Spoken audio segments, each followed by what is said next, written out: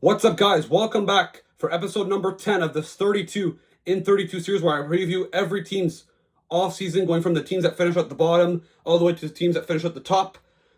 Last episode I did was on the Pittsburgh Penguins, and today's episode is on another team that's in a similar position as the Pens, the New York Islanders, who won the draft lottery and are going to select first overall in the 2025 NHL draft. So the New York Islanders have been pretty mediocre ever since their dynasty in the early 80s. They've gone through many difficult seasons, but in 2009 they drafted John Tavares first overall, and they were hoping that would be the start of another good era on Long Island. But unfortunately, it didn't work out to how they hoped. He did become a great player, but they never had team success. He eventually decided to leave in the summer of 2018 to the Toronto Maple Leafs. So everyone thought maybe it would be the start of a rebuild, but instead they brought in Barry Trotz, and they kind of became a pretty solid defensive team. They won a couple runs in 2020 and 2021 where they went to the Eastern Conference Final.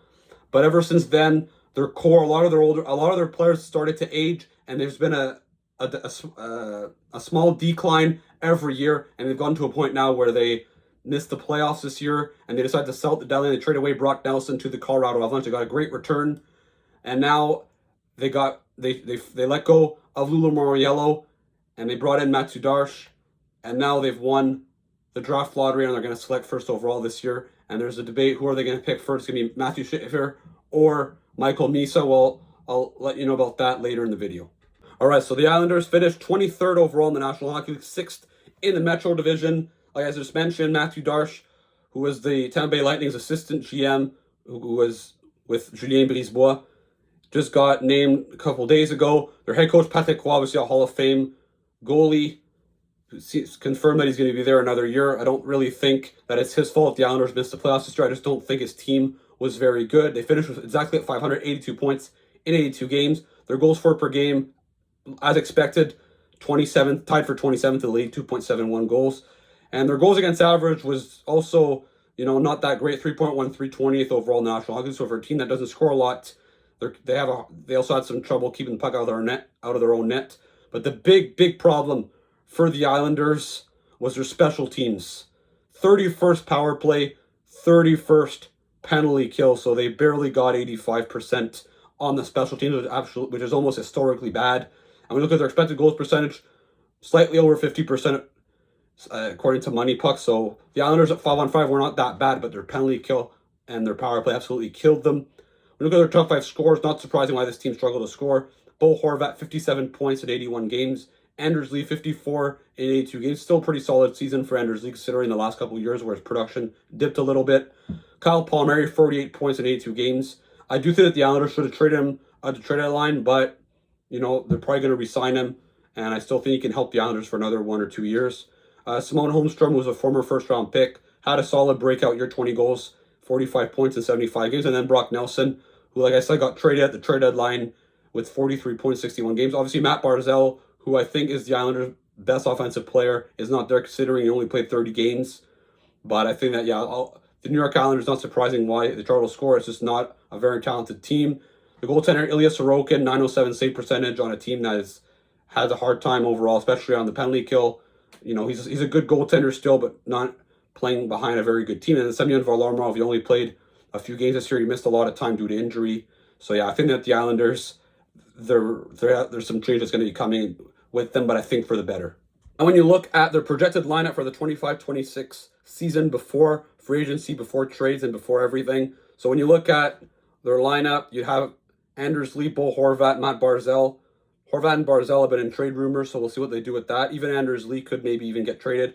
Maxime Tuplakov, Jean-Gabriel Pajot, Simone Holmstrom, Anthony Duclair, Casey Cizikas, Pierre Engvall, who's on a long-term contract for a bottom sixer.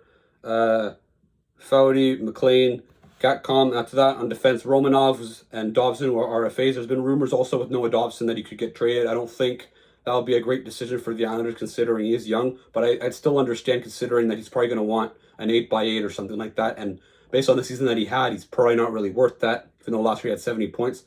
Adam Pelech, Ryan Pollock, 2 guys that are on still some big contracts. They'd probably like to get rid of them. Scott Perunovic, Scott Mayfield, another guy that's on a long-term deal that isn't worth it. And then Ilya Sorokin, Semyon Varlamov.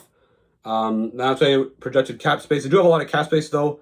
near around 28 million to spend. So if the Islanders want to retool this team quickly and do a reset on the fly, they would be able to do it. But I think that the Islanders should still focus on building for the future instead of trying to go to compete for the playoffs next year. I just don't think it's worth it and lose in the first or second round. I don't think this team is good enough and should focus on building for 1 or 2 years where they could maybe compete for the Stanley Cup if they do everything right, a bit like the Washington Capitals did.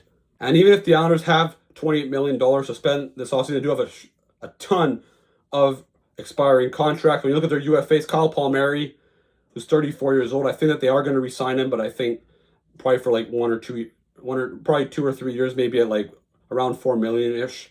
Matt Martin, 36 years old, I think will probably retire. I don't think you'd want to bring him back. I think they need more speed.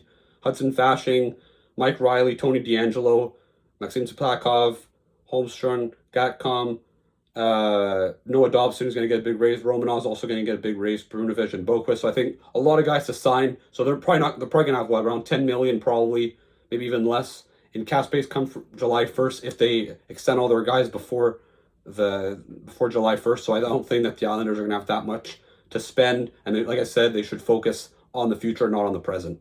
Luckily, the Islanders did focus the trade deadline to start building for the future. They obviously drafted Cole Eiserman 20th overall last year. I think he could be a good scorer if he reaches his full potential. Callum Ritchie they got for Brock Nelson, an excellent pickup. Jesse Pulkkinen, who's a defenseman, 54th overall in 2024. Danny Nelson, 49th overall in 2023. And Gidloff was a solid goalie prospect. When you look at their draft capital, not the team with the most draft picks, but they do have 2 first-round picks next season. So we'll see what they do with that. Obviously, they have the first overall pick in this year's draft. So the debate is Misa or Schaefer. For me, it depends. If you're looking really long term, you're going with Schaefer without a doubt because defensemen take longer to develop. And, I do think he's the guy that has the high ceiling in this draft, but it's still risky. He only played, 20 games this year? So there's a possibility he just played really well in those 20 games, but he may not live to his full potential, especially that he had a pretty serious injury.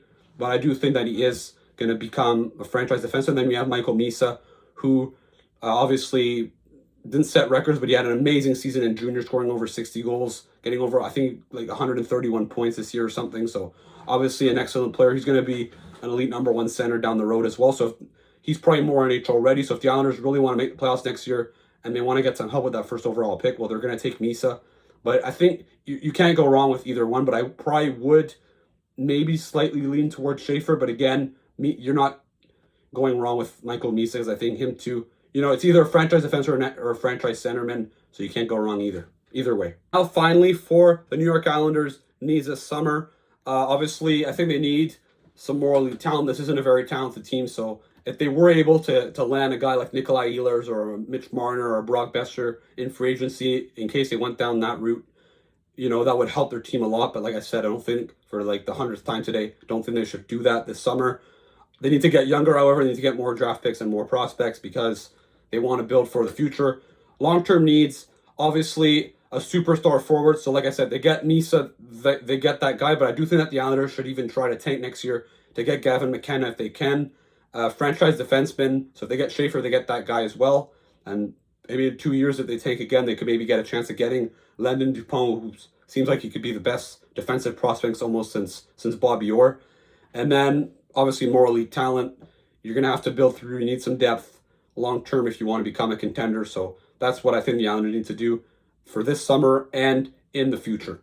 All right, so that puts an end to this video. Let me know in the comments, what should the Islanders do this summer? Should they rebuild? Should they reset on the fly? Should they go to aggressive in free agency? Let me know who should they take at first overall, Michael Misa or Matthew Schaefer. Don't forget to like and subscribe. Don't forget to miss out to watch some of my previous videos and the ones that are going to be coming up in the coming days and coming weeks. And I'll see you again for another video.